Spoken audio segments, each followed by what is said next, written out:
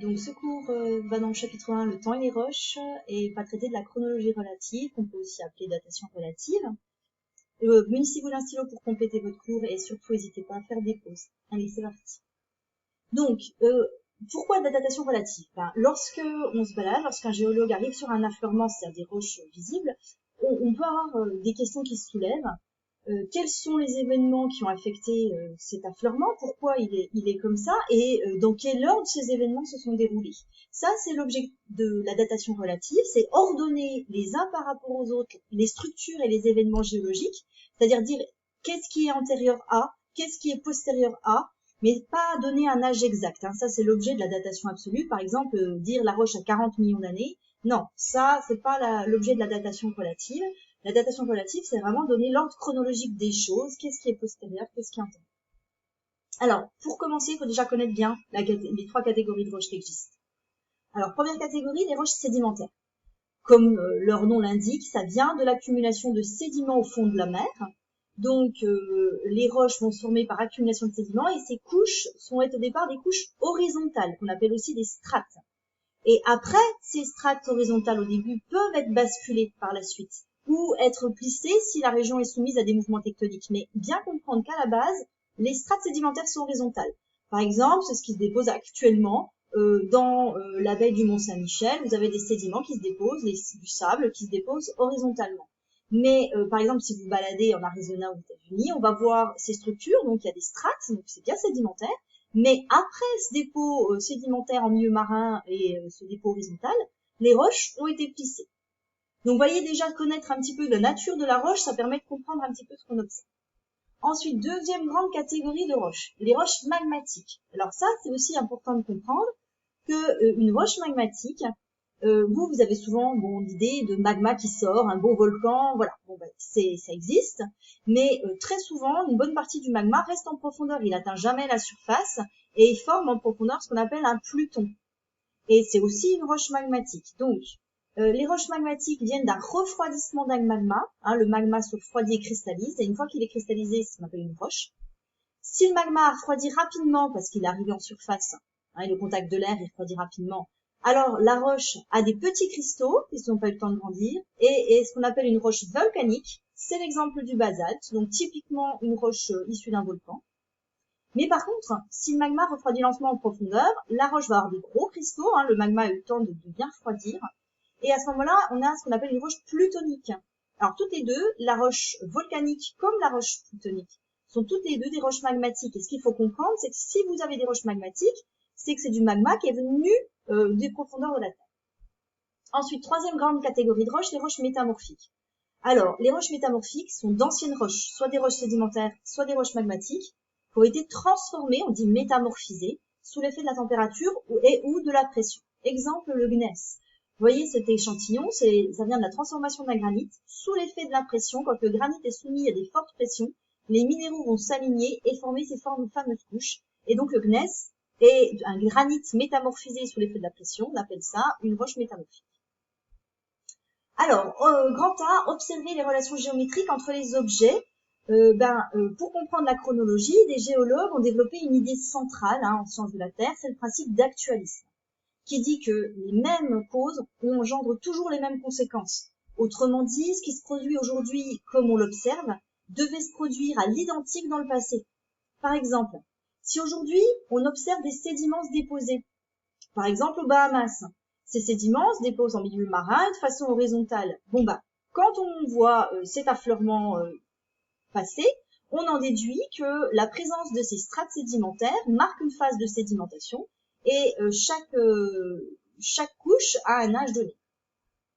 Alors, vous voyez que, sur cet affleurement, il y a tout un tas de strates. Chaque couche est une strate. Et la question qui va se poser, c'est dans quel ordre, en fait, ont eu lieu ces dépôts, comment cette structure, cet affleurement s'est mis en place. Et pour ça, on va utiliser des grands principes de raisonnement. D'abord, le principe de superposition, qui dit qu'en fait, les sédiments se déposent en milieu marin, et donc les couches se déposent horizontalement, les unes par rapport aux autres. Au fur et à mesure de l'apport de sédiments, les strates vont se superposer. Et donc on voit bien sur cet affleurement-là, qui est une vue en coupe, on voit que la sédimentation de la strate 3 est postérieure à celle de la strate 2, qui est elle-même postérieure à la strate 1. Et pourquoi? Parce que ces couches se superposent et que les sédiments viennent de la face supérieure. Donc, dans les strates, plus on est en profondeur, plus on a des roches anciennes, hein, sous réserve qu'il n'y ait pas eu des mouvements tectoniques qui aient inversé tout ça. Donc, le principe de superposition, il dit que toute strate qui recouvre une autre lui est postérieure dans le temps. Ça s'applique aussi bien aux roches sédimentaires qu'on vient de voir que aux coulées de lave. Par exemple, ici, vous avez une carte. Donc là, c'est une vue de dessus. Et c'est la carte de la France au millionième. Chaque couleur, c'est un type de roche. Bon, alors, qu'est-ce qu'on voit? On voit que cette couche violette, là, elle est par-dessus les autres couleurs. Donc, cette coulée de lave, hein, puisque c'est de la lave, hein, quand on regarde la légende, elle est postérieure aux roches qui sont dessous. C'est le principe de superposition qu'on applique aussi à aux coulées de lave. Alors, à toute échelle, quand on regarde ceci, c'est un échantillon de roche, qu'est-ce qu'on voit? Ici, on voit de la péridotite en vert qui est entourée d'une roche noire, le basalte. Donc là, on va pas utiliser le principe de superposition. Par contre, on peut regarder aussi un autre cas, au but visible cette fois-ci au microscope, on voit des fois des minéraux comme ça, le distène, qui sont entourés d'un autre minéral, la silimanite. Alors, comment dater ces petits mélanges-là? On va utiliser le principe d'inclusion. Qu'est-ce qu'il dit? Il dit toute inclusion de nature différente de l'encaissant, donc l'encaissant c'est la roche qui est autour, est considérée comme antérieure. On voit bien ici que cette inclusion, si elle est prise dans l'encaissant, c'est qu'elle préexistait à cet encaissant, c'est le principe d'inclusion. Alors revenons à notre lame mince de tout à l'heure. Vous voyez votre distène, il est inclus dans un cristal de silimanite, et donc le distène étant inclus dans la silimanite, on peut considérer que sa cristallisation au distène est antérieure, c'est le principe d'inclusion, mais à l'échelle du minéral. Alors, on regarde un autre affleurement. Là, vous voyez que les structures sont un petit peu complexes. On dit qu'elles sont discordantes. Vous avez ici des strates, hein, j'espère que vous avez vu qu'il y avait des strates. Donc, strate, hop, dans votre tête, sédimentation. Alors, ces strates, on voit ici, elles sont dans un certain sens, et puis vous en avez ici dans un autre sens. Donc ça, c'est ce qu'on appelle une discordance, et on va pour les dater utiliser le principe de recoupement. Alors, qu'est-ce que dit le principe de recoupement? Il dit que toute structure qui en recoupe une autre lui est postérieure. Alors, par exemple, on prend ces trois strates toujours vues en coupe et on va les soumettre à de la divergence. Les strates peuvent, selon le comportement de la roche, peuvent casser. Si elles cassent, dans un contexte de divergence, se forme une faille normale. Vous avez un bloc ici qui descend par rapport à celui-là et ça, c'est ce qu'on appelle une faille normale. Alors, qu'est-ce qu'on voit? Cette faille normale, elle est postérieure au dépôt des strates 1, 2, 3, puisqu'elle les recoupe et les décale. C'est la base du principe de recoupement. Donc, on peut aussi voir la même chose, cette fois-ci, si nos roches sont soumises à un contexte de compression, hein, de convergence. Voilà, là, ça va casser aussi, mais former ce qu'on appelle cette fois-ci une faille, attention, inverse. Hein. La faille inverse, ici, c'est quoi? C'est un bloc de roche qui monte par-dessus une autre. Et cette faille inverse, c'est typique d'un contexte de convergence, de compression. Alors, cette faille inverse, elle est postérieure au dépôt des trois strates, puisqu'elle les recoupe, c'est le principe de recoupement. Petite parenthèse, faites attention à la méthodologie. Hein, vous voyez que je date de façon relative ma faille, je dis elle est postérieure à, et je le justifie en décrivant, puisqu'elle les recoupe, ça c'est de la justification, et je cite le principe que j'utilise. Hein, donc, je date, je décris, je cite le principe utilisé, c'est les trois étapes nécessaires pour bien travailler. Alors, petite remarque, vous voyez ici que y a des roches qui sont plus anciennes, qui surmontent des roches plus jeunes. Ça, on y arrive quand on fait des failles inverses. Alors, autre contexte, on est toujours dans la convergence, mais cette fois-ci, imaginez que vos roches sont un petit peu souples. Elles se déforment facilement, elles vont pas casser. Dans ce cas-là, il se forme un pli. Alors, ce pli, il est aussi postérieur aux trois couches, puisque les trois couches sont plissées. C'est le principe de recoupement qu'on applique aussi pour les plis. Alors, dans un autre contexte, on va appliquer le principe de recoupement aussi à ce qu'on appelle des discordances. Qu'est-ce qu'une discordance? Là, vous voyez qu'il y a quelque chose qui n'est pas cohérent. La strate 1 et 2 se sont déposées, mais vous voyez qu'elles ont été ici recoupées, affectées par quelque chose, qui est quoi? Cette discordance est un épisode d'érosion qui est au contraire des phases de dépôt, haute de la matière.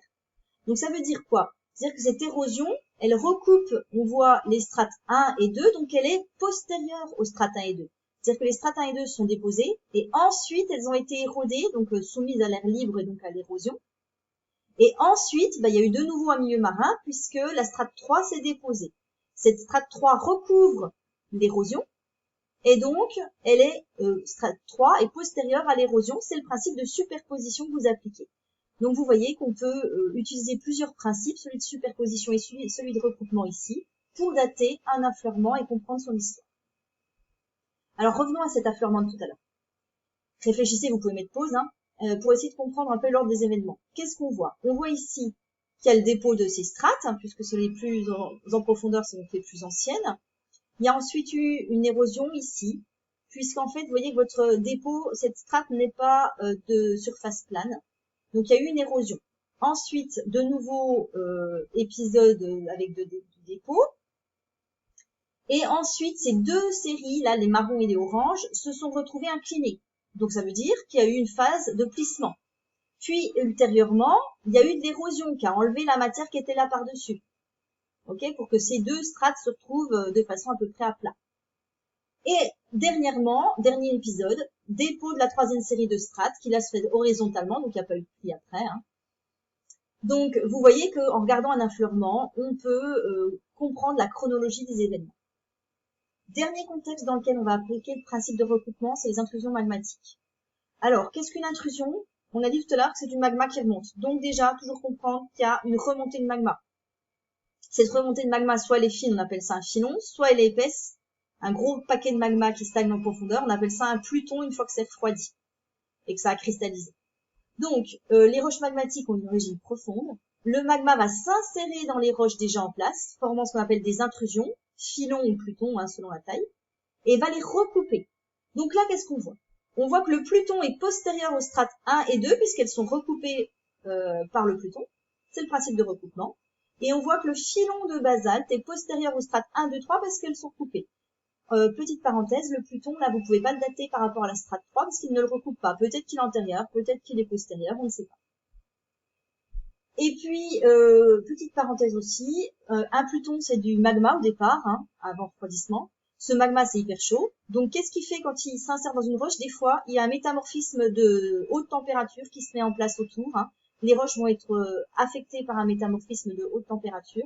Et ça peut aider des fois à dater les roches. Alors, dernier exemple ici sur votre échantillon, vous avez un gabbro, comment je vois, c'est parce que c'est des cristaux noirs et blancs. Et on voit que ce gros massif de gabbro a été ici recoupé par quelque chose de noir. C'est un filon de basalte qui est donc en train de recouper un gabbro. Il y est donc postérieur, le filon de basalte, au gabbro. C'est le principe de recoupement.